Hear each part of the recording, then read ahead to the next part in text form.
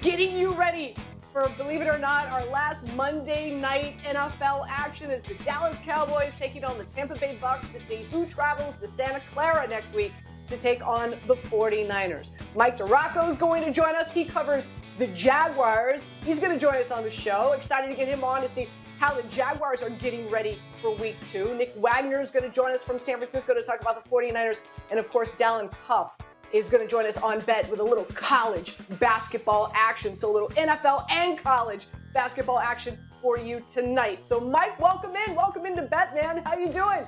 Big win this week. You've got me excited. Your team lives for another week, right? Unbelievable. Was not expecting that, especially down 27-0, but here they are getting ready to go play the Chiefs. Yeah, we're going to dive into that. But first, we always like to start Monday with reaction or no action. Buckle up. Here we go. The Niners will win the NFC.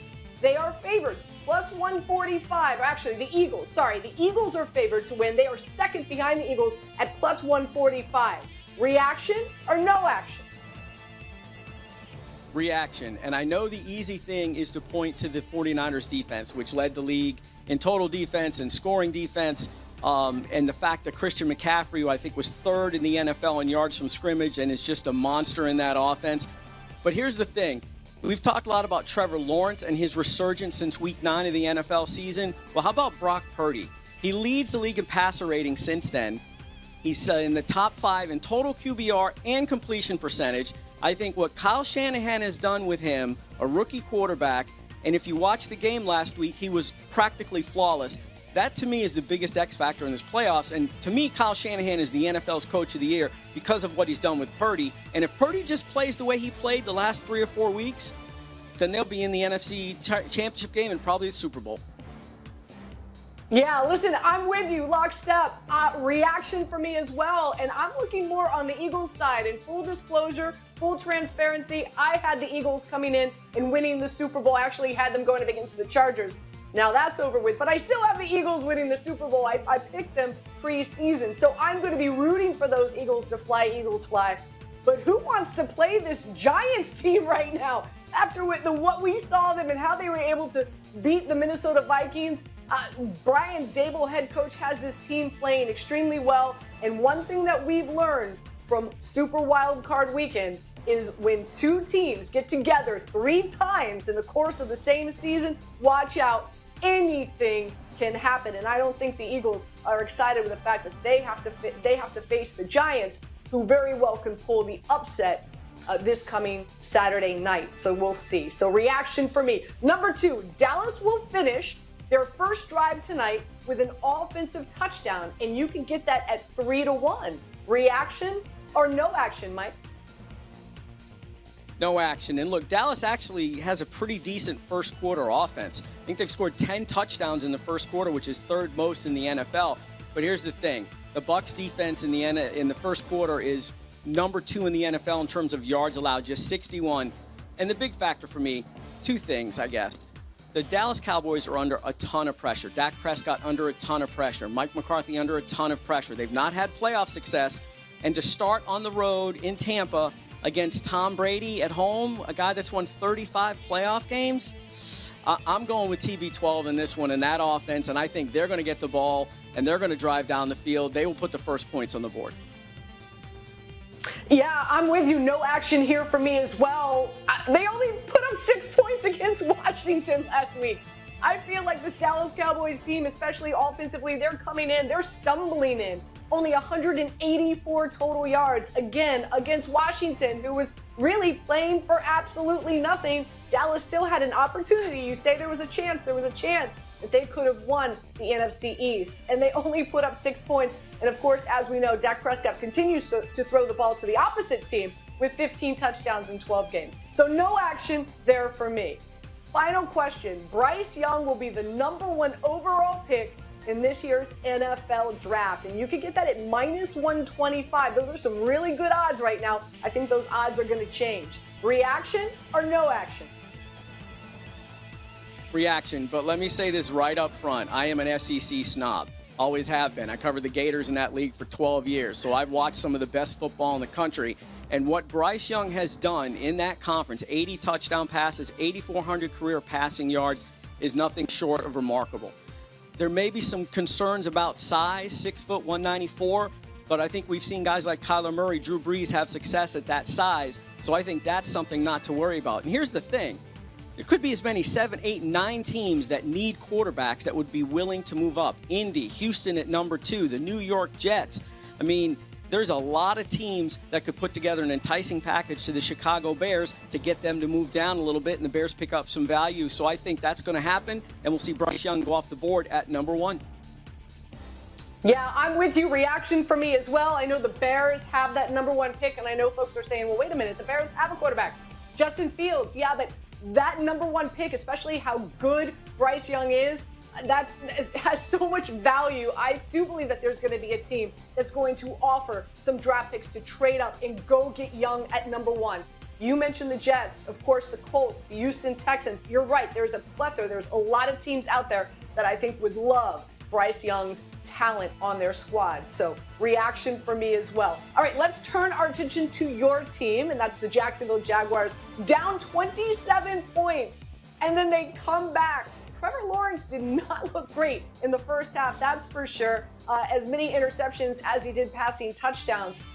So what did Trevor Lawrence say after the game as to why he struggled in the first half against the Chargers? Well, he pointed to a couple of those interceptions. One was a tip ball. The other one was a pass interference on Zay Jones that wasn't called. It was a bad missed call, I'll be honest with that. But the other two, he just felt like one of them was a bad decision and the other was a good play by Asante Samuel. So in his mind, he didn't really throw it that badly in that first half, just a couple of unlucky breaks. But in the locker room at halftime, all they talked about was, look, we've been in this situation before. We can come back. Now, the bottom line is we're going to have to score every single time we touch the ball, and the Jaguars did that in the second half, and he got hot. And Trevor Lawrence is a guy, when he gets hot, he is tough to stop, and that's what happened. And that last drive, he had a critical run as well as a couple of critical throws, and that fourth down run set him up for that game-winning field goal. 27 points down, third largest comeback in playoff history, and here we are. And here we are. Next team up is the Kansas City Chiefs. Jags faced them once already in November. They only lost by 10, but at the same time gave up, 330 passing yards and 4 touchdowns to Patrick Mahomes. What has this team said about this matchup yet again, specifically the defense trying to, you can never, I think, shut down Patrick Mahomes, but at least try to limit him, right? Yeah, and they felt like they sort of did a little bit of that in the first meeting. They did turn him over a couple of times. And the Jaguars really didn't play particularly well in the middle of the field on defense. Linebacker Devin Lloyd, a first-round pick, the number 27 overall pick, was really struggling at that point. He's calmed down a lot. The Jags have gotten, Chad Bouma in there as well, and that sort of solidified that a little bit. That will sort of help them, they think, against Travis Kelce. But the other thing is they felt like they missed a bunch of opportunities on offense. And they feel like they can go ahead and run the ball a little bit if they can control Chris Jones. So they're pretty confident going into this rematch. But the bottom line is they can't go down 27 points to Patrick Mahomes because there will not be a 27-point comeback against the Chiefs. You're absolutely right. Mike, thank you so much for spending some time with us on Bet. Enjoy the game. Have some great barbecue in Kansas City for us both, my friend.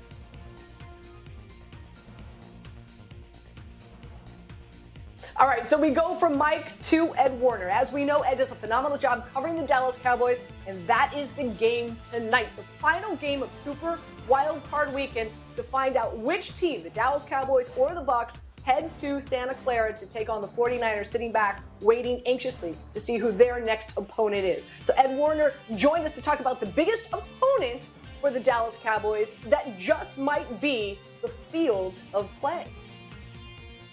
Cowboys defensive coordinator Dan Quinn believes succeeding against great quarterbacks like Tom Brady requires a pass rush that disrupts the timing between the quarterback and his receivers. It's an absolute must. 2 issues. Brady releases the football faster than anybody in the game, and tonight's game is being played on this beautiful grass field. The Cowboys defense has not been the same playing on grass surfaces. This is a dome team built with an emphasis on speed and quickness. 4 of the Cowboys' 5 losses this season have occurred in games played outdoors on grass. The Cowboys coaches and players argue it's irrelevant. The Cowboys practice on grass every week. The players even prefer it. But the numbers are what the numbers are, and they contradict those claims. The Cowboys are 1-4 playing on grass, averaging 2.4 sacks, while opposing quarterbacks have 11 touchdown passes and 3 interceptions, as you see here. That compares to an 11-1 record on artificial turf with 3.5 sacks per game, while opposing passers have thrown more interceptions than touchdown passes. Quinn blitzes more, and still the Cowboys have decidedly fewer sacks. Micah Parsons seems the perfect example. He had 12 sacks on artificial surfaces, just 1.5 on grass. He has 6 multiple sack games, including against Brady in Week 1, and all of those games played on artificial turf. Ed, thank you so much. So how am I playing tonight's game? Sit back. I've got a lot of plays. Buckle up. Here we go. All right. So first and foremost, I like the Bucs to win straight up, but I do also like getting the 3 points for some safety. So I'm going to play the Bucs +3. I'm going to play the Bucs on the money line, and I also like the over at 45.5. As we know, Dallas is coming in. They've lost 2 of 4. And as I said earlier, they only put up 6 points against Washington. Their offense has not looked good. Dak Prescott continues to throw the ball to his opponents. Like I said, 15 touchdowns in the last 12 games. And I like what Ed had to say here, about the Dallas Cowboys struggling on grass. And I host a sports talk radio show here in New York with Matthias Kiwanuka, former Giant great, what a Super Bowl with him. And we were talking about it on our show yesterday. He said a lot of it has to do with allergies. When you play on outside, you play in a stadium that has artificial turf, your body does not get used to playing with all those elements. And you're down there in the grass, you're coming up, you're wiping your face. So he said a lot of the reason why the Dallas Cowboys are struggling on grass is more than likely because of allergies. I think that's kind of interesting. Also, their secondary has not been great, giving up 5.7 yards per play the last 5 weeks. Anthony Brown, one of their DBs, is going to be inactive tonight. And here's another key as to why I really like the Bucs. Tom Brady plays 2 different styles of offense with the Bucs. One is a very methodical, slow pace, run the ball, play action, pass. And then the other is this quick 2-minute drill, no huddle, let's go. And he can alternate that at any time. And I think that's how he's going to throw the Dallas Cowboys defense off, with having the wrong personnel on the field at certain times and taking advantage. So on top of that, this Bucs defense, in regard to the over, they've allowed 30 points a game to teams that have been above 500. That's the reason why I like the over as well. I think both these teams are going to put up some points tonight. So that's how I'm playing the game. I've got a ton of prop bets. Let's dive into them. And let's start with what I have going on with the Tampa Bay Bucs. And Tom Brady specifically, I like over attempts as well as passing yards. Again, he's got a quick release. 733 attempts so far this season. Dallas being without Anthony Brown, he's going to have to chuck the rock in order to win, and I think he does it a lot tonight. Mike Evans, anytime touchdown. Mend fences between him and Tom Brady in Week 17. Dallas has allowed 11 touchdowns to opposing wide receivers, and 8 of those 11 to wideouts, and that's where Mike Evans runs the majority of his routes. Leonard Fournette, over receiving yards. Why? Hard to run against the Dallas Cowboys.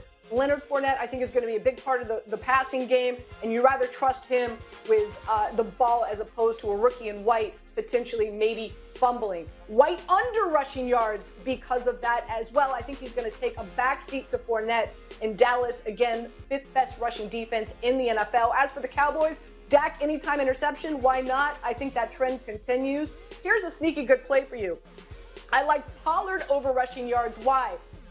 You've got a Bucs defense. They are more vulnerable around the outside, and that's where Pollard runs. Ezekiel Elliott runs inside the tackles. Pollard runs outside, and you can rush 5.4 yards per carry against this Bucs defense around the outside. And last but not least, Micah Parsons with a sack. He's got 13.5 on the season, and I believe he gets more against Tom Brady, who runs a 6.2 40. I'm kidding. I don't know what he runs the 40 in anymore, but we know he's as slow as molasses. With that being said, those are my plays in tonight's Monday night game. Let's welcome in Nick Wagoner. He covers the 49ers. Nick, welcome in. Great to have you here on Bet. Let's talk about your team and Brock Purdy. What a story. This is like a Disney-made movie, right? From Mr. Irrelevant to now he's got the 4th best odds to win the Super Bowl MVP. It's really been amazing. how's Brock Purdy handling, being the center of attention and all the hoopla that goes around with not only him, but the 49ers expected possibly now second best odds to win the Super Bowl?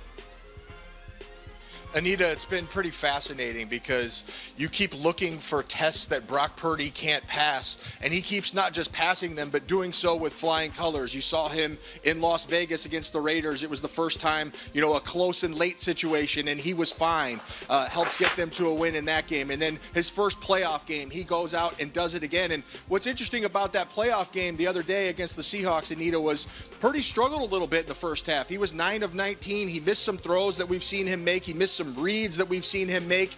And then at halftime, Kyle Shanahan took him aside and said, Brock, just keep it simple. We've got playmakers. Make sure these guys get the ball in their hands. He went out, was 9 of 11 for 185 yards in the second half with a couple of touchdowns and added a rushing touchdown. And through all of that, he seems to just always be the same. His teammates aren't even surprised by what he's doing anymore, which is, it's surprising to us because we didn't see what they got to see every day in practice. But Fred Warner has said it multiple times. Trent Williams was saying it on Saturday that Brock Purdy is constantly the same. He never gets too high. He never gets too low, and he brings an element of emotion. After that second touchdown pass, or that touchdown pass he threw to Elijah Mitchell, you saw him kind of let all of that out, and his team feeds off of that, and it keeps him rolling as well. It's just unbelievable to me, Nick, that 31 teams passed on this young man 7 times. Just marinate in that for a minute. With that being said, this was the 49ers team that was down at the half, put up 25 unanswered points to come back and, of course, win. They can do it with all that offensive firepower. There's no denying that. But what were the adjustments that they made at the half in order for them to come back and, of course, beat Seattle? Yeah, Anita, I think they just kept it simple, and it wasn't like they played poorly in the first half. I think defensively there were some things that they needed to tweak, but mainly for them it was just shutting down the run. Kenneth Walker had 54 rushing yards in the first half. It was the most rushing yards the Niners defense had given up in a half all season to one player. So that their number one priority was to shut that down and then turn things a little bit that way. But offensively, they moved the ball up and down the field on Seattle despite some of those hiccups that Brock Purdy had. So I've kind of mentioned what Kyle Shanahan said to Purdy, which was, make sure you're getting the ball to these guys, distribute it to them, and let them do their thing. You saw that with that 74-yard touchdown to Deebo Samuel. What was funny after the game, Anita, was I was talking to George Kittle, and I asked him, how did Brock respond after he struggled a little bit? It was kind of the first time we see it. Was it nerves being in the postseason? And George Kittle said, he just needed to get out there, make a couple plays. We got that first drive out of the locker room for a touchdown, and then it was the same old Brock, which is extra funny to me because the same old Brock for a guy who's, started 6 games in the NFL, and we're already talking about him like he's been a 10-year veteran in this league. Unbelievable. All right, so like all of us, the Niners, I would imagine that they're having a watch party at somebody's house. I didn't get the invite. It's okay. But we're all going to be watching tonight the Bucs going up against the Dallas Cowboys. Now, as we know, they beat the Bucs in early December, but they haven't faced the Dallas Cowboys yet this season. Which is the better matchup? Who do you feel the 49ers would rather face this coming weekend? Yeah, you could make a case for both of them. I think that, because they played the Bucs not that long ago, it was about a month ago, and they beat them handily, you could say that would be the one they'd prefer. But there's still that little bit of PTSD, Tom Brady PTSD, that Kyle Shanahan is dealing with. Even in that game back here in Santa Clara in mid-December where the Niners went up 35-7 and Kyle Shanahan didn't quite feel comfortable until it got to the fourth quarter, just based on that experience from that Super Bowl when he was in Atlanta. Last year they were able to beat the Cowboys in the playoffs. So they have a certain amount of confidence there. I don't think that they're super concerned with anything but what they do. And Anita, we love to make this game so difficult sometimes. We break it down to, the smallest little things, but sometimes it really is as simple as just the turnover battle. And there's no team that's more true than it is for the 49ers. This season, when they've had 1 turnover or 0 turnovers in a game, they are undefeated. When they've had multiple turnovers in a game, they are 0-4. It's just that simple, and I think that's really what they're concerned about, is making sure that they just keep doing what they've been doing throughout this 11-game winning streak, taking care of the ball, getting some big plays from their playmakers, and having that defense just continue to get takeaways and win the turnover battle. It's a great story, like I said, made for Disney movie. And I'm not just saying that because we have Mickey and Minnie on our paychecks. Of course, if you don't have direct deposit. Nick, thank you so much. Really do appreciate you. Let's talk some NBA, and I want to give you my favorite play on the slate tonight, and that's the Suns going up against the Grizzlies. The Grizzlies at home, they're favored by 10.5. The over/under is 228.5. I do like the Grizzlies. I'll lay the 10.5. If you're scared, say you're scared. I'm not saying I'm scared. I'm also going to play them in the first half at -6.5, and you can get that at -110. This is a Grizzlies team. They're coming off 2 days rest. They've won 9 straight. They're unstoppable at home. In the first half, they're 27-14-1 against the spread. Meanwhile, the Suns, this is their 4th road game on their trip. And as we know, who's going to suit up? Who's going to lace up for them? Chris is out. Booker's out. Cam Johnson. Cam Payne is out. Who's going to play for them? God knows. So I'm not scared to lay the points, but probably my favorite play is the Grizzlies in the first half at -6.5. With that being said, let's talk some college hoops, getting you ready. It's about that time. March Madness is right around the corner, and we're dark tomorrow, unfortunately. So here are some of the games that are on the slate on Tuesday that you can see all over ESPN and, of course, our SEC network. But we do have some games on the slate tonight, so we bring in Dalen Cuff to break it down. All right, Dalen, let's dive into the slate of games for tonight. First and foremost, we've got Illinois going up against Minnesota. Illinois favored by 9. The over-under is 138. The Golden Gophers, as we know, they're hosting Illinois solid off the boards, averaging 36 a game. How are you playing this one? Anita, I do not love this game. Let me just tell you right now. I'm personally not going to play it. Very rarely do we talk about a game that I'm not going to play, but I will give my thoughts on it nonetheless. Illinois is a team here's why. They've started playing well. They have Sky Clark. It's a little bit addition by subtraction. The freshman has stepped away from the team. Last 3 games, they've looked more connected. They've scored it better. They've defended better. They look like the Illinois we saw early in the year when they had some big wins. They've won 3 straight. Minnesota just beat Ohio State at Ohio State. One of the more shocking results. Minnesota's bottom of the Big Ten. They've been bad. That said, I'm not sure which inconsistency I'm going to go with. I'm not sure what's the real deal, the real Illinois. I know Minnesota will struggle. I know Minnesota even home has gotten blown out, so I will take Illinois to win by double digits if I was playing it, but I do think there's better action coming up later here. All right, so hopefully the second game is one that you have true conviction for. That's Syracuse going up against the U, baby, my 305. Of course, in Coral Gables, Florida, an ACC showdown. The Canes 10-0 at home. Canes favored by 7. The over/under is 149.5. What's your play here? I really do like Miami. I think they're a team that as people begin to tune into college basketball, they're going to start to understand how good the Canes are. They saw them make that Elite 8 run last year that nobody expected. This year, I'm not saying they're going to make the Elite 8. You got to see the bracket, but I wouldn't be surprised. They've got a bunch of guards led by Isaiah Wong that can create and make plays. They got a big and Norshad Omier that transferred in. That is 6'8", but plays like 7'1" with a huge wingspan. And offensively, they're very efficient. They get into the lane. They shoot a high level from two-point percentage. They get to the free throw line. And against the Syracuse zone, they have a number of guys that can attack in different ways. They can fall in love with a 3, but I do think the Canes learn from their loss on the road at Georgia Tech. Georgia Tech changes defenses, throws different zones at you. They played on their heels. They settled for a lot of 3s. They lost that game late. They were up and then lost it late, and they had really rough patches within it. I do think in this game against Syracuse, who's not as difficult defensively, they're going to find those gaps. They've got a lot of guys to operate out of the high post. I think they win this game by 9 or 10 in a game that they control.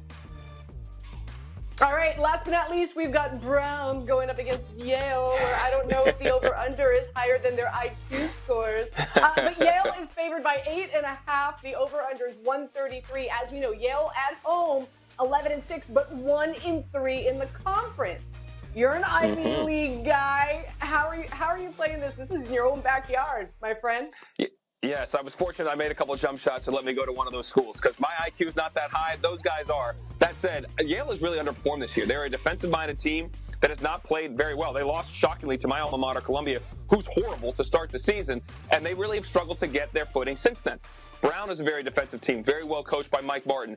For those that don't need to bog down here, this is a bit of a rivalry. This used to be your travel partner. You played them to start the season. They've always played tight games, Brown and Yale. And if you're going to give me 8.5 points for the Brown team that can really guard, has some good length and some good shot makers on the wings, who just beat Princeton, who may be the best team in the conference and the other day, I do think I'm taking Brown here. Happily, give me the 8.5. I think Yale wins the game because they're becoming a desperate team. Remember, only the top 4 in the Ivy League make the conference tournament. So you've got to perform in the regular season just to get a chance to dance. And that's where they did last year. They were the qualifier from the Ivy League, and they expected to be again this year.